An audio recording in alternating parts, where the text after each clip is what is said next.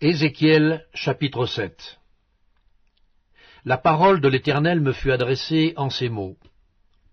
Et toi, fils de l'homme, ainsi parle le Seigneur, l'Éternel, sur le pays d'Israël. Voici la fin. La fin vient sur les quatre extrémités du pays.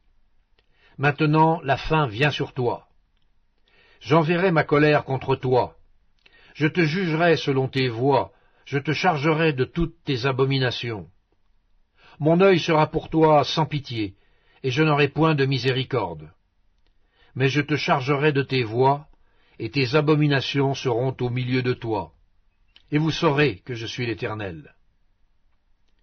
Ainsi parle le Seigneur l'Éternel. Un malheur unique, voici, il vient. La fin vient,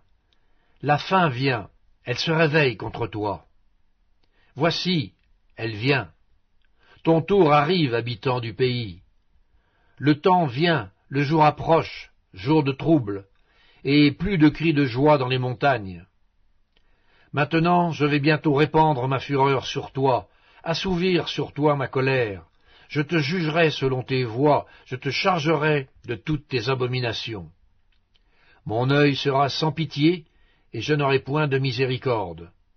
Je te chargerai de tes voies, et tes abominations seront au milieu de toi. Et vous saurez que je suis l'Éternel, celui qui frappe. Voici le jour, voici, il vient. Le tour arrive, la verge fleurit, l'orgueil s'épanouit, la violence s'élève pour servir de verge à la méchanceté. Plus rien d'eux, de leur foule bruyante, de leur multitude.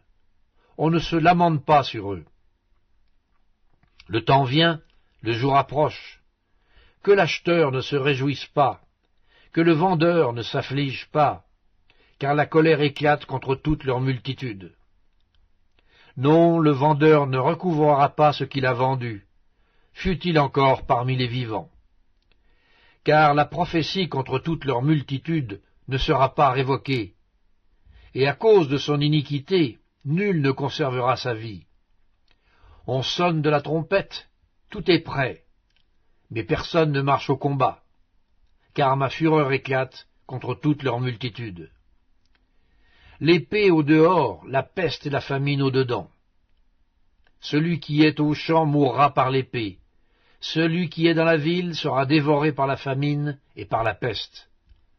Leurs fuyards s'échappent, ils sont sur les montagnes comme les colombes des vallées, tous gémissant, chacun sur son iniquité. Toutes les mains sont affaiblies, tous les genoux se fondent en eau, ils se saignent de sac, et la terreur les enveloppe. Tous les visages sont confus, toutes les têtes sont rasées. Ils jetteront leur argent dans les rues, et leur or sera pour eux un objet d'horreur. Leur argent et leur or ne pourront les sauver, au jour de la fureur de l'Éternel. Ils ne pourront ni rassasier leur âme, ni remplir leurs entrailles, car c'est ce qui les a fait tomber dans leur iniquité. Ils étaient fiers de leur magnifique parure, et ils en ont fabriqué les images de leurs abominations, de leurs idoles. C'est pourquoi je la rendrai pour eux un objet d'horreur. Je la donnerai en pillage aux mains des étrangers, et comme butin aux impies de la terre, afin qu'ils la profanent. Je détournerai d'eux ma face, et l'on souillera mon sanctuaire. Des furieux y pénétreront, et le profaneront. Prépare les chaînes, car le pays est rempli de meurtres, la ville est pleine de violence. Je ferai venir les plus méchants des peuples pour qu'ils s'emparent de leur mission. Je mettrai fin à l'orgueil des puissants, et leurs sanctuaires seront profanés. La ruine vient, ils cherchent le salut, et point de salut. Il arrive malheur sur malheur, un bruit succède à un bruit. Ils demandent des visions aux prophètes, les sacrificateurs ne connaissent plus la loi, les anciens n'ont plus de conseil. Le roi se désole, le prince s'épouvante, les mains du peuple du pays sont tremblantes. Je les traiterai selon leur voie. Je les jugerai comme ils le méritent, et ils sauront que je suis l'Éternel.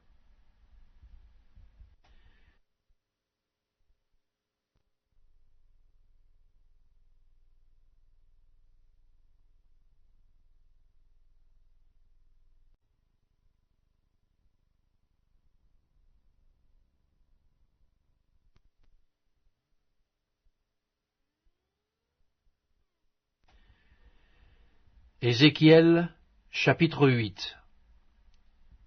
La 6e année, le 5e jour du 6e mois, comme j'étais assis dans ma maison et que les anciens de Juda étaient assis devant moi, la main du Seigneur, de l'Éternel, tomba sur moi. Je regardai, et voici, c'était une figure ayant l'aspect d'un homme. Depuis ses reins en bas, c'était du feu, et depuis ses reins en haut, c'était quelque chose d'éclatant, comme de l'airain poli. Il étendait une forme de main et me saisit par les cheveux de la tête.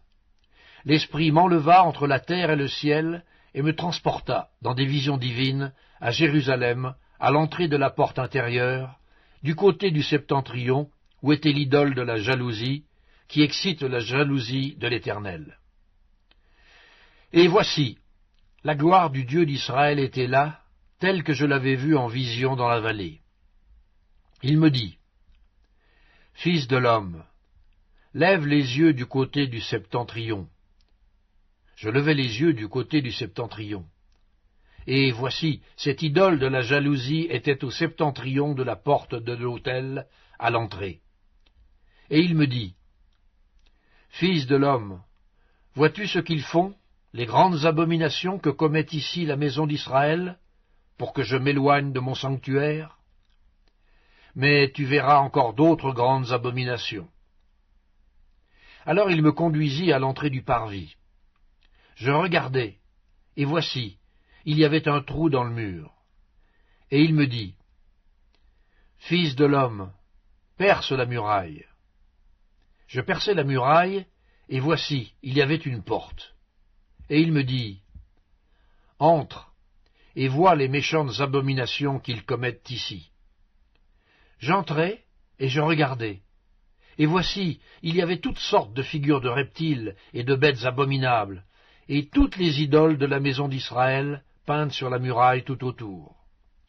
70 hommes des anciens de la maison d'Israël, au milieu desquels était Jazania, fils de Shaphan, se tenaient devant ces idoles, chacun l'encensoir à la main, et il s'élevait une épaisse fumée d'encens. Et il me dit, « Fils de l'homme, vois-tu ce que font dans les ténèbres les anciens de la maison d'Israël, chacun dans sa chambre pleine de figures? Car ils disent, « L'Éternel ne nous voit pas, l'Éternel a abandonné le pays. » Et il me dit, « Tu verras encore d'autres grandes abominations qu'ils commettent. » Et il me conduisit à l'entrée de la porte de la maison de l'Éternel, du côté du septentrion. Et voici, il y avait là des femmes assises qui pleuraient Tammuz. Et il me dit, « Vois-tu, fils de l'homme, tu verras encore d'autres abominations plus grandes que celles-là. » Et il me conduisit dans le parvis intérieur de la maison de l'Éternel. Et voici, à l'entrée du temple de l'Éternel, entre le portique et l'autel, il y avait environ 25 hommes tournant le dos au temple de l'Éternel et le visage vers l'Orient. Et ils se prosternaient à l'Orient devant le soleil. Et il me dit, « Vois-tu, fils de l'homme, est-ce trop peu pour la maison de Juda de commettre les abominations qu'ils commettent ici?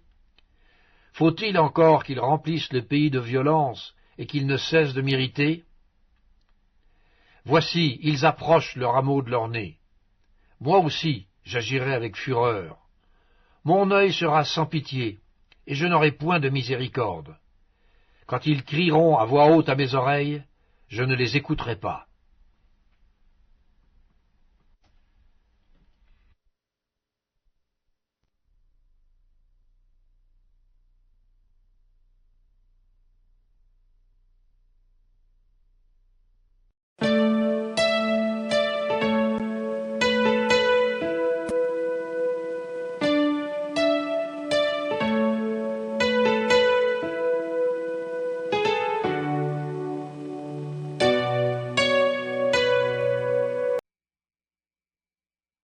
Première épître de Paul aux Thessaloniciens, chapitre 3.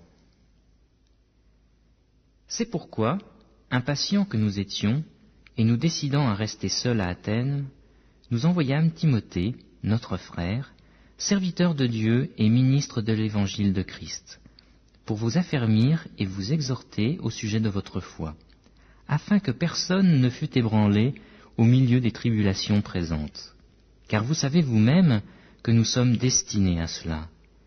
Et lorsque nous étions auprès de vous, nous vous annoncions d'avance que nous serions exposés à des tribulations, comme cela est arrivé et comme vous le savez.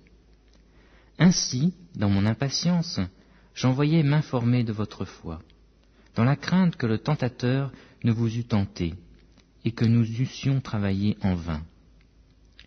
Mais Timothée, récemment arrivé ici de chez vous, nous a donné de bonnes nouvelles de votre foi et de votre charité, et nous a dit que vous avez toujours de nous un bon souvenir, désirant nous voir comme nous désirons aussi vous voir.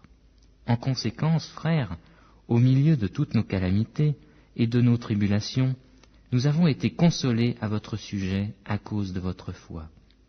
Car maintenant, nous vivons, puisque vous demeurez fermes dans le Seigneur. Quelles actions de grâce, en effet, nous pouvons rendre à Dieu à votre sujet, pour toute la joie que nous éprouvons à cause de vous devant notre Seigneur. Nuit et jour, nous le prions avec une extrême ardeur, de nous permettre de vous voir et de compléter ce qui manque à votre foi. Que Dieu lui-même, notre Père, et notre Seigneur Jésus-Christ aplanissent notre route pour que nous allions à vous. Que le Seigneur augmente de plus en plus parmi vous et à l'égard de tous cette charité que nous avons nous-mêmes pour vous, afin d'affermir vos cœurs, pour qu'ils soient irréprochables dans la sainteté devant Dieu notre Père, lors de l'avènement de notre Seigneur Jésus-Christ avec tous ses saints.